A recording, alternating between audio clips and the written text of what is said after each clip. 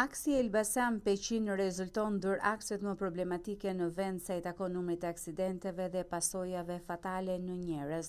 Një ndër njollat e zeza konsiderohet ajo në fshatin Pajov, një zonë e banuar me hyrje dale nga të dyja anët e rrugës. Jetët e humbura nuk kanë munguar. Aksidenti më fatkeq rezulton ai tetorit vitit të shkuar, ku si pasojë e përplasjes së 2 mjeteve, humbi jetën një fëmijë 10 vjeçar, ndonse ishte duke ecur në trotuar. Pas kësaj ngjarje tragjike, banorët protestuan për përmirësimin e infrastrukturës, po përveç vendosjes së 2 policëve të shtrirë në afërsi të shkollës, nuk është marrë asnjë mas tjetër. Po çfarë siguri e kemi për jetën e as siguri s'kemi për jetën, as gjë. Sa rrezikshme është kjo rrugë? Rrezikshme ik me shpejtësi. Portën më heu portën më ve makina, më hyni më në shtëpi. Hiç çfarë masa ka marrë shteti. Qeveria ka marrë të masë, vunë këta këtu pa e vunë gjysmë.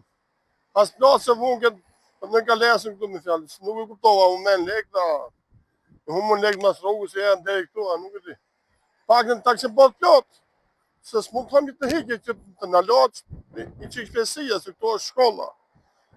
Fëmijët janë në lëvizje shumë me fjallë, edhe fëmijë që u vraj që e pafajshëm, që mund në vashtë me fjallë, që e pafajshëm.